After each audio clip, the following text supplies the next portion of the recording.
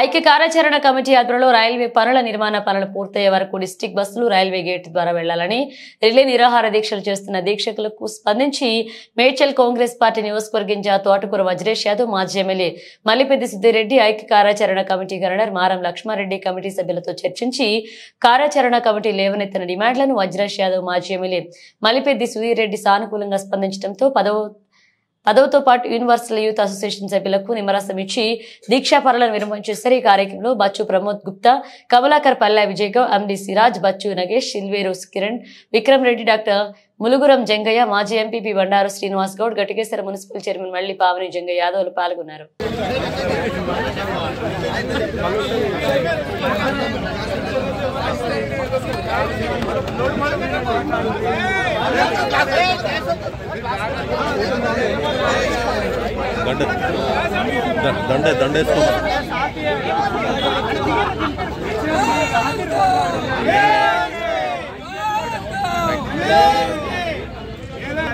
ఆధ్వర్యంలో 20 రోజులుగా జరుగుతున్న రిలే నిరాహార దీక్ష బ్రిడ్జ్ పనులు వెంటనే ప్రారంభించాలని, పూర్తి చేయాలని, అలానే నిర్వాసితులకు కూడా సక్రమైనటువంటి న్యాయం జరపాలని చెప్పి చేస్తున్నటువంటి సమ్మెలో భాగంగా ఈరోజు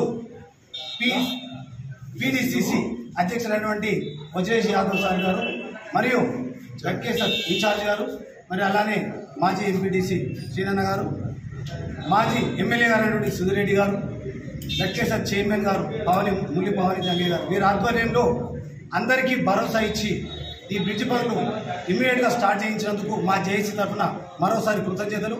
అలాగే మేము కోరుకున్నటువంటి ఏవైతే 4 షరతులు ఉన్నాయో, మొదటగా బస్సు ఊళ్ళోకి రావాలి, కంపెన్సేషన్ ప్రాపర్గా ఇవ్వాలి, మూడవది వచ్చి ఏదైతే ఉందో వీళ్ళకి ఇచ్చేటువంటి న్యాయంగా వాళ్ళకి ఇచ్చేటువంటిది 60 గజాలు 100 గజాలు కంపెన్సేషన్ రీహాబిలిటేషన్ చేయాలని చెప్పి మా కోరికలకి వాళ్ళు మద్దతు ఇవ్వడం.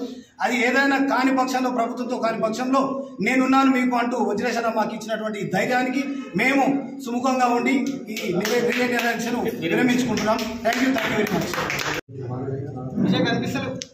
దాదాపు 20 రోజుల నుంచి మా సమస్యల మీద చేసి ఏర్పాటయ్యి అన్ని పార్టీలకు సంబంధించిన జేఏసీ ఏర్పాటయ్యి రిలే నిరాహార దీక్ష చేస్తాం. ఇది ఈ రోజు కొత్త కాదు. పాపం గట్కేసర్లో మాజీ సర్పంచ్ అబ్బసాని యాదగిరి గారు, అదేవిధంగా పావని జంగయ్య గారు, బండారు శ్రీను గారు, లక్ష్మారెడ్డి గారు, రామరెడ్డి గారు, నరసింహరావు గారు, అదేవిధంగా చాలా మంది కౌన్సిలర్లు, మాజీ కౌన్సిలర్లు, పెద్దలందరూ ఆ రోజు కాంగ్రెస్ పార్టీ కేఎల్ఆర్ గారి నాయకత్వంలో, మహేష్ కేఎల్ఆర్ గారి నాయకత్వంలో ఈ బ్రిడ్జి శాంక్షన్ చేసినాం.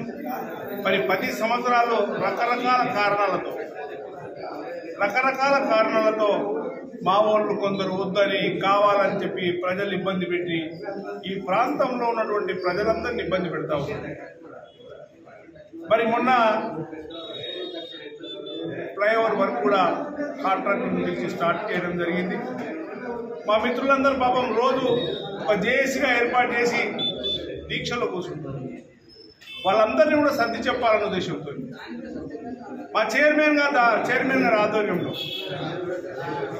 అందరినీ కూడా పిలిచి, మరి అన్ని పార్టీల నాయకులు అందరినీ కూడా పిలిచి ఏదైతే దీక్షను విరమింపజేసినాం. ఇక్కడ ఉన్నటువంటి దాదాపు 130 మంది అని చెప్తా ఉన్నారు మా మిత్రులు. 130 మందిలో 25 మంది ఆల్రెడీ ప్రభుత్వం ద్వారా కంపెన్సేషన్ తీసుకున్నారు.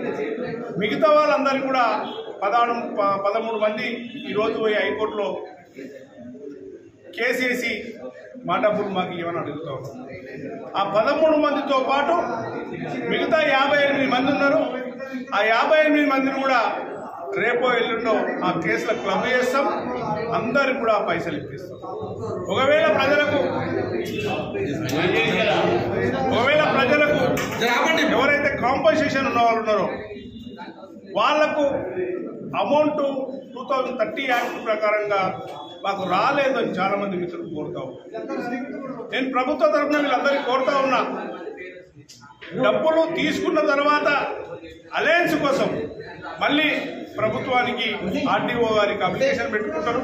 అప్లికేషన్ పెట్టుకున్నాక గౌరవ ఇన్ఛార్జి మంత్రి గారికి గౌరవ ముఖ్యమంత్రి దగ్గరకు తీసుకెళ్లి ఖచ్చితంగా ఇక్కడ ఉన్నటువంటి సమస్యను వాళ్ళందరికీ కూడా మళ్ళీ కూడా ఎవరెవరికైతే డబ్బులు రాలేవో వాళ్ళందరికీ కూడా డబ్బులు ఇప్పిస్తామని తెలియజేస్తాం. దానితో పాటు గతంలో దేవేందర్ గౌడ్ గారు మంత్రిగా ఉన్నప్పుడు కొందరికి 60 గజాలు 70 గజాలు పట్టాలు ఇచ్చారని చెప్తా ఉన్నారు. అక్కడ స్థలము అందుబాటులో ఉంటే స్పెషల్ కేసు కింద దాంట్లో కూడా ప్లాన్ చేస్తాము, ఖచ్చితంగా ఇవ్వడానికి ప్రయత్నం చేస్తాము. దానితో పాటు నియోజకవర్గంలో గౌరవ ముఖ్యమంత్రి గారు ఈ రాష్ట్రంలో ఉన్నటువంటి ప్రతి నియోజకవర్గానికి 3,500 ఇల్లు ఇస్తున్నాడు. నేను ఇక్కడ ఉన్నటువంటి మిత్రులందరినీ కోరుతా ఉన్నా, గట్కేసర్ అంటే మా ప్రాంతం, ఇక్కడ ప్రజాప్రతినిధులు లేక చాలా ఇబ్బంది పడుతూ ఉన్నటువంటి వాస్తవం. ఎవరెవరైతే అర్హులు ఉన్నారో వాళ్లకు 100 గజ ఇల్లు జాగా ఉంటే ఖచ్చితంగా ఆ ఇంటికి 5 లక్షల రూపాయలు ఇప్పిస్తా. దానితో పాటు స్థలం కూడా ప్రొవైడ్ చేస్తాము, వాళ్ళందరికీ అండగా ఉంటారని చెప్పి తెలియజేస్తూ, ఒకవేళ ప్రభుత్వం ద్వారా డిలే అయితే ఆ సమస్యను ఎట్లా పరిష్కరించాలో అది కూడా ఆలోచన చేస్తామని చెప్పి తెలియజేస్తాం.